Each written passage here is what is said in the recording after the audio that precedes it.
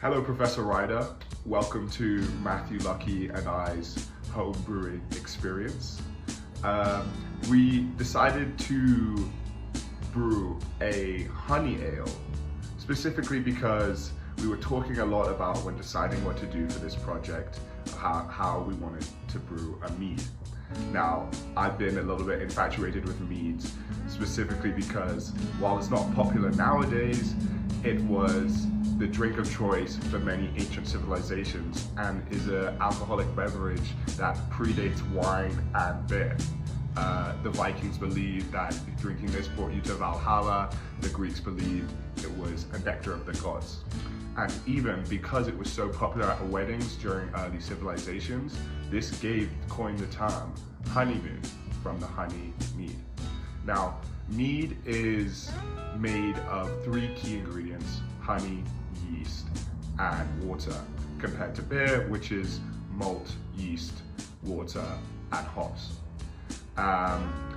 Also, from an American history point of view, the early settlers did rely on mead a lot as their alcoholic beverage, just because barley farms had not been set up and the weather was not very good for wineries, so mead was very much the beverage of choice from early on. However, it has seen a rapid decline as you get into the 17th, 18th centuries, as barley became very cheap and very easy to manufacture, noting the rise of beer. Now, because we wanted to make a mead, we scoured the internet trying to find something that would produce what we wanted to produce. While we didn't find a specific mead, we did find a honey ale, which had very similar flavors to meads of the past, so we decided to go and order that and get that batch.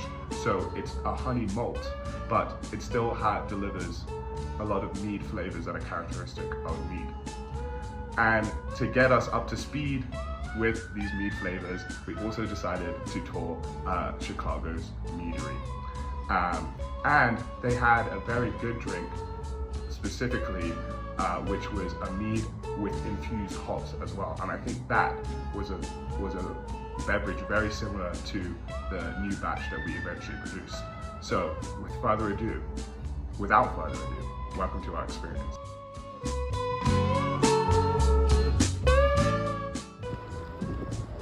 So just pulled up to the Wild Blossom Meadery and Winery. I'm gonna try some. Try some alcohol. Let me get a.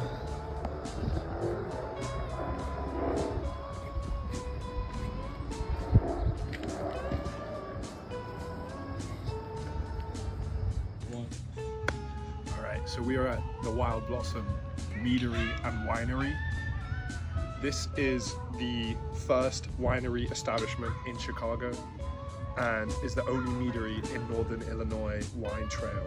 They specialize in mead, fermented honey ales, and wine. So we're going to be doing some tastings, going to be doing some ratings, and I hope you have a good afternoon. Yep.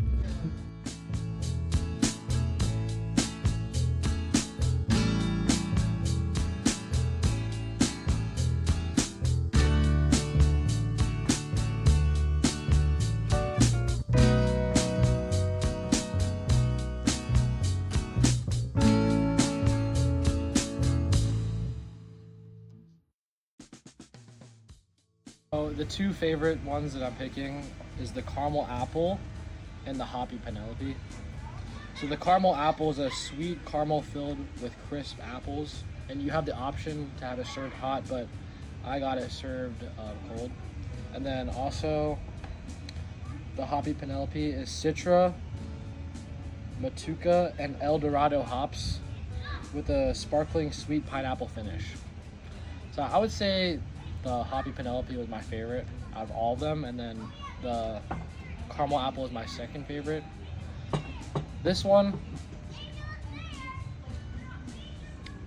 so this was the only sparkling mead that we had that I had out of all of them. Malachi had one as well.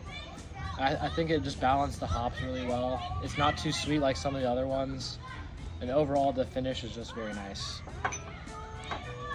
The caramel apple,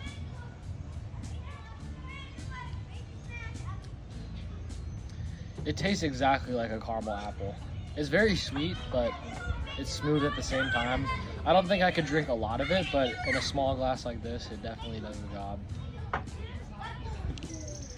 Okay, so for my two favorites, I chose the blue cherry mead and the apple cinnamon mead.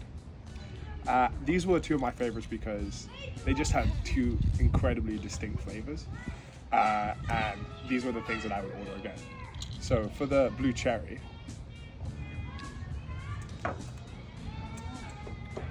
it was, out of all of them, it was the one that was balanced the best of sweet and tart at the same time, and it really has a fruity flavor that is distinct with meads, I feel like. And then for the apple cinnamon,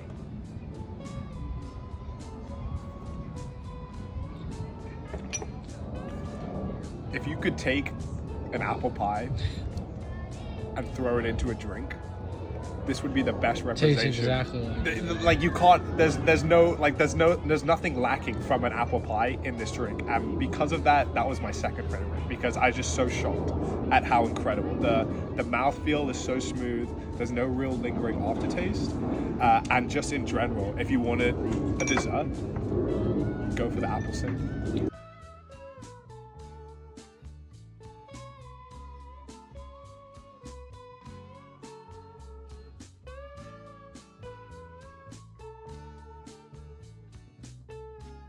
All right, so we're starting the Malachi Code and Matthew Lucky special beer recipe. We've decided to make a honey ale mead because we were both like, we haven't tried that before, so let's see if we can do something cool. We went to Gnome Brew and we picked up a lovely carboy with the aerator. And here is our brew pot for where we'll be boiling our brew and stirring in some malt. We have our lovely ice bath ready for when we need to rapidly cool. And yeah, we're just gonna give it a shot, see what happens, and have some fun. We're about to start with the boil. About to start with the boil. Okay, so the two hops we're using today are Goldings and Fuggle. The Goldings is the bitter hops that we put in right at the start of the boil. And this is a woody, herbal, hoppy flavor that just enhances the bitterness of what we're going for.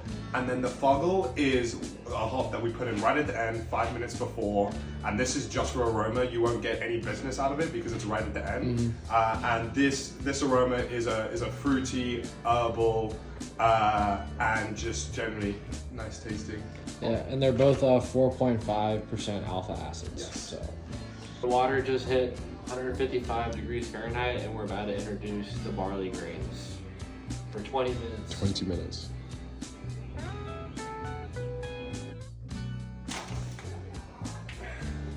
So we just took out the malt bag and then let the water come to a boil. So Mally, what are we doing next? So we brought our unfermented wort here, and we're going to put in our malt, let it dissolve.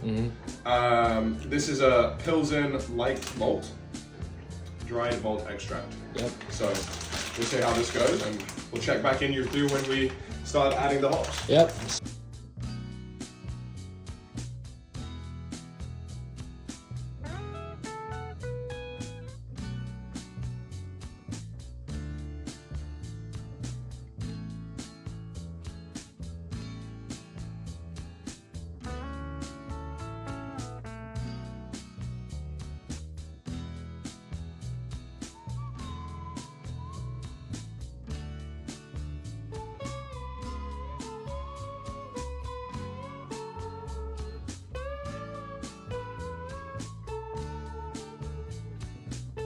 So now we're adding our first hops.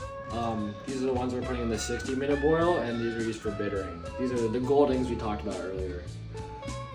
Okay, so we have it for a rolling boil, and we're starting the timer for 60 minutes.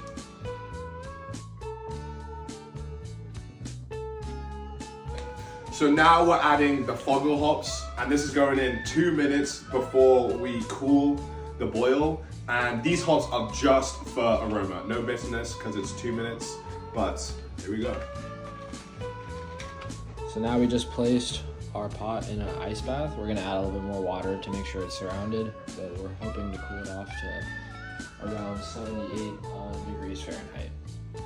Okay, so we've transferred our boil malt into the carb oil and we're preparing to add the yeast. We did have a bit of an issue with the strainer, so there's a bit too many bits in our liquid, but we're thinking if we do a transfer after everything that's settled, hopefully we can we can lose some of the gunk at the bottom. But now we're gonna add the fresh yeast, and then we're gonna put the aerator on and start the whole fermentation process. Yep.